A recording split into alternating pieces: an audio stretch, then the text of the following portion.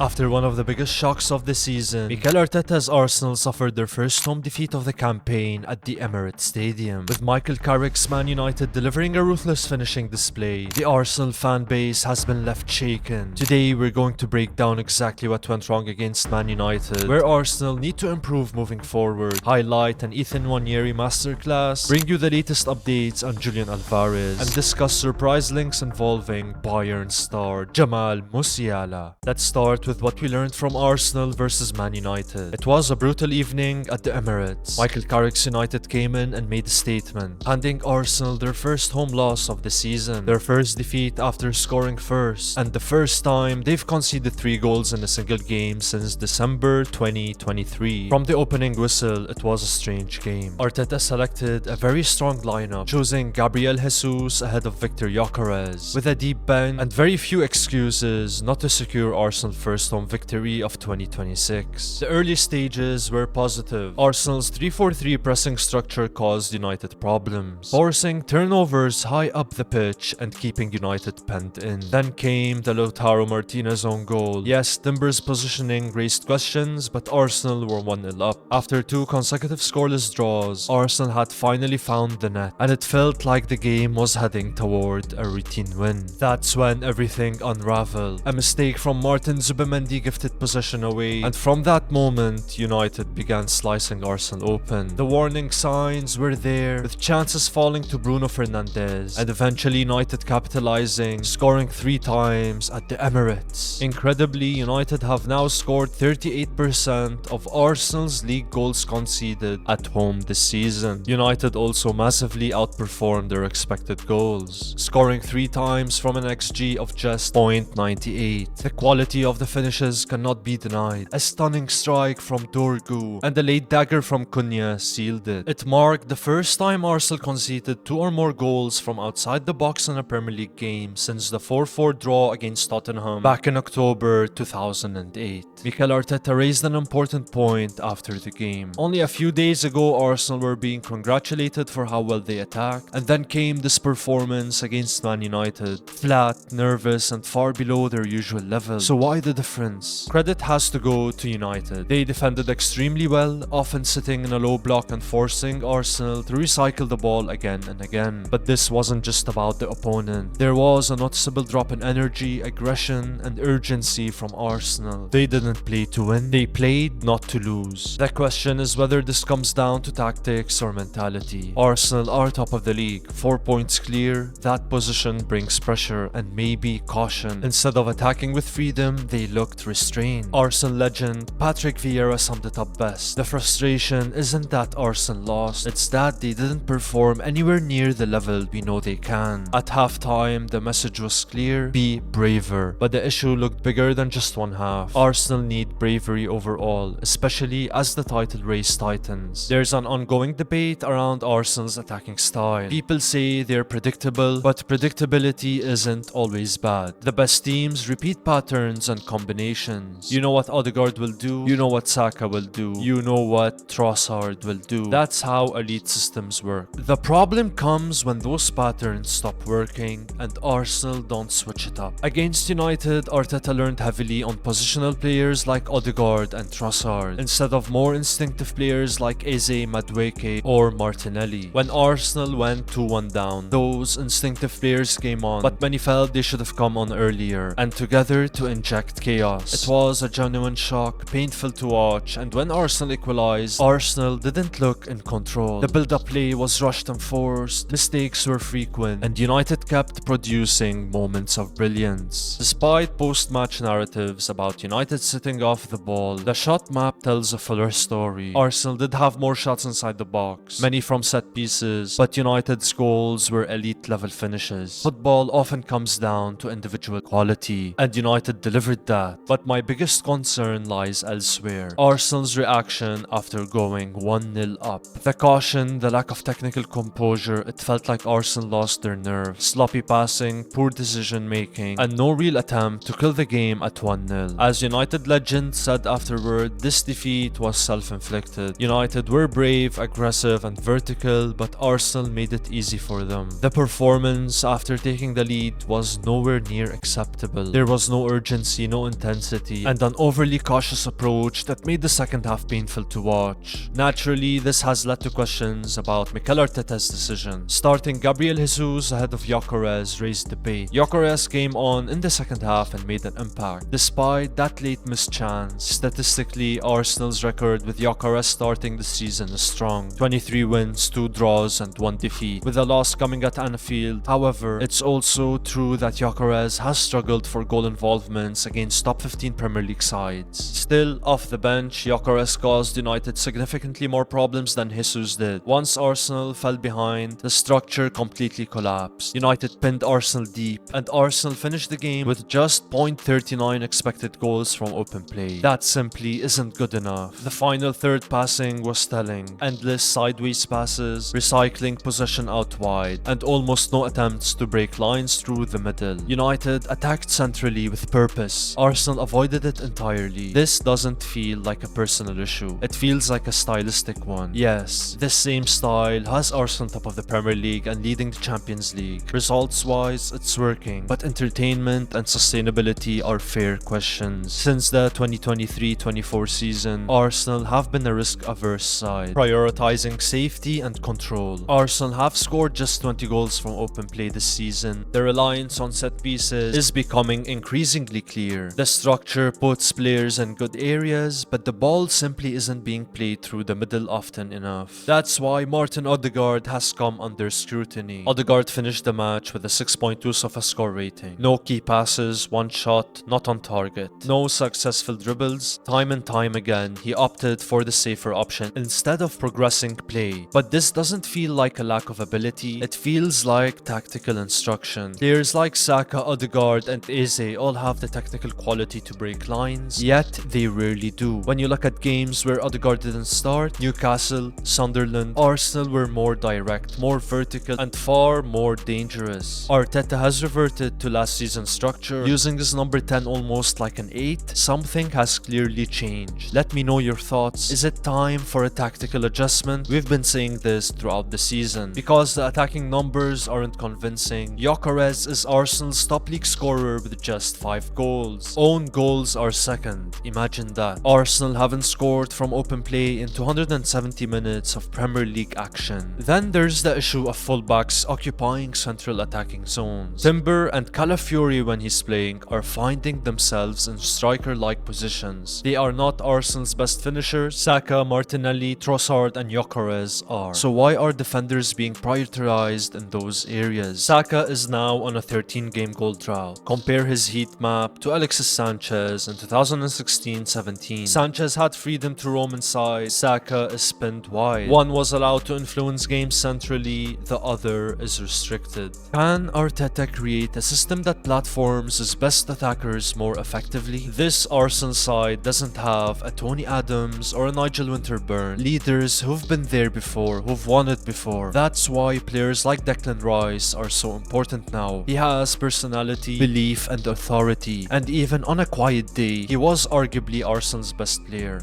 And that is why for me, they will be really important for Declan Rice to, because he's got the personality, he's an international player and he play with belief and he's got the strong personality on the field. So I think personally he will have a really important role to lift a little bit the mood of the team. And I think he will be. Today, don't it? He was quiet, but he was one of the best, I believe, on Arsenal side. I think he was the one who was going to challenges. He didn't play at his level, but I think he was the best Arsenal players today. In moments like this, experienced players keep the group calm, confident and united. Despite everything, Arsenal remain top of the Premier League, 4 points clear, but narratives are building, rightly so. The winter slump is real. 4 seasons in a row, pressure is mounting. Yet this squad still has every opportunity to win the title. Ethan Nwaneri's loan spell at Marseille has started brilliantly. A goal in his debut, an 8.1 rating, high praise from Roberto De Zerbi, derby, Arsenal stand to benefit from this development. Transfer rumours continue. Victor Valdepeñas is being monitored. A young forward could arrive. Julian Alvarez remains on the radar. Gabriel Martinelli's future is uncertain. And the Jamal Musiala links are ambitious. Despite the disappointment, the belief remains. They're still 4 points clear. They've responded well to setbacks before. Difficult spells are part of every title-winning season. But until Arsenal actually lift the trophy, questions about mentality will remain because they've fallen short at the final hurdle before. The key message: don't panic,